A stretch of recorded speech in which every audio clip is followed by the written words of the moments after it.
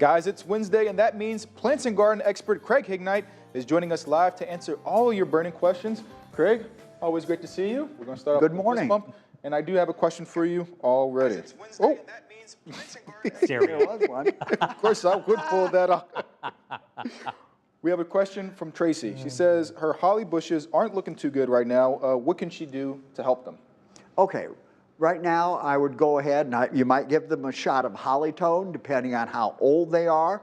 You can still use root stimulator even though even the plant has several years on it. Hollies are fairly shallow rooted. Make sure you've got plenty of mulch around them and watch the watering. It could be that they're showing some stress from last year's dry fall and this year's dry spring up until we started getting rain. From Mary, when can you pick peaches and let them ripen on the counter before the birds get them? Great. Oh, that's always a good question. This is a learned thing. You have to let them get almost ripe on the tree, but you don't want to let them to start softening up. So you want to go ahead and pick them just when they're still a little bit firm. Don't use your thumb. You know, I was in the produce business and I hate thumb spots on peaches. And then you pick them and let them ripen on your counter. That's why the peaches in the store are rather solid when you buy them, so that they will ship properly and then ripen on your counter after you take them home. And sticking with fruits and vegetables, a question from Pam. She says, why does my tomato plant, the leaves curl? Okay, we've had a lot of herbicide damage brought in. People are using 2,4-D and it is way too hot to be using 2,4-D. I wouldn't worry about it. The important thing is the plants are going to outgrow this. Make sure that you watch your watering. If we don't get rain, remember they need an inch of rain a week to prosper. And if you haven't given them any fertilizer, you might try something like Espoma Tomato Tone. It's specifically for tomatoes, and it's a slow release fertilizer that'll get them through the rest of the season. From Andy, is there an all-in-one fungicide/insecticide I can use on my vegetable garden? Well, you could actually go ahead and use fruit tree spray. Fruit tree spray is meant to be sprayed on edible plants, and it is a combination of fungicide, insecticide. Just read the label and make sure that nothing in your garden is excluded from the label. Okay, and another question about tomatoes. Megan is asking, she says, I wonder what's going on with my tomatoes. Whenever I go to pick one, it's always black at the bottom. They're not touching the ground. Is there something that she could be doing? I knew that this was going to come up. This has been in the week of blossom end rot. And it's not a disease, it's a calcium deficiency. When you pick that first tomato, it's going to have a nice black spot at the bottom of the fruit where the flower was attached. What happened, there was a calcium imbalance early in the season, cold soil, small roots on the tomato when it went in the ground. You can use either yield booster, and it will go ahead, you spray it directly on the plant, and I call this an insurance policy. You start using this the day you put your tomatoes in the garden, follow the directions on the label. It should eliminate blossom end rot. Got it. Thank you. This is the first half of our Plants and Expert garden, but make sure you join us. Come with your questions, and we'll be right back.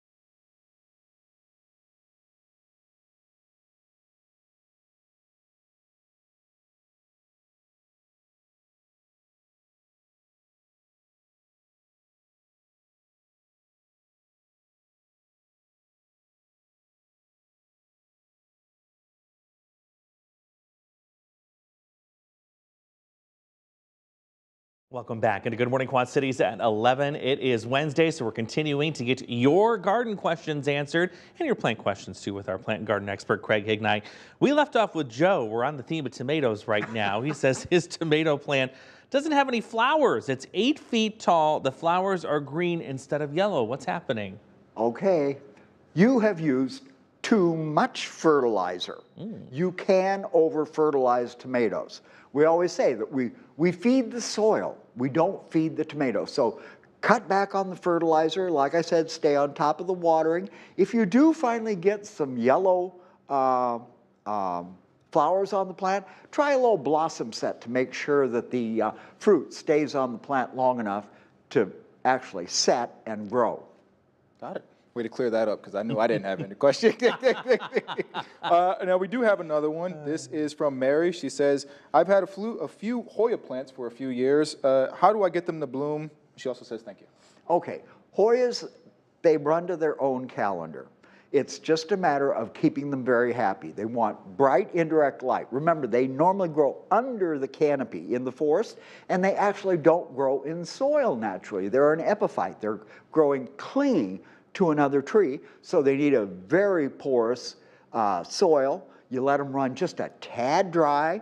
You water thoroughly when you do water, and use a very mild fertilizer on them just from May to August. Keep them a little on the cool side and run them a little drier during the winter. Maybe that'll get them to bloom. From Tim, what should I be doing with my rhubarb? It is looking very distressed. I was going to say water. We've had rain, but if you haven't gotten the weeds away and mulched the plant, that's where I would start. If you haven't fertilized, it's a little late in the season now, but you've still got, the thing is, you're building next year's crop now. This year's crop is pretty well done. Maybe a little organic fertilizer for some slow feed. And remember, even though you're not picking it, you still have to take care of it. Clear up until winter comes, so invest some water. Got it. Craig, we have Rick asking, or he's looking for a nuclear solution for eliminating armies of ants in his entire yard and garden. He says especially around the fruit trees where they're taking over this season. Well, you know, ants technically are the good guys. They're only bad when they're inside the house. As far, you know, you want to look for the brand name Taro. Taro is the big name in ant and termite control. Be sure you're reading the labels and following the directions. This stuff, you know, you don't want to damage any of the other insects in using this product, but take a look at Taro.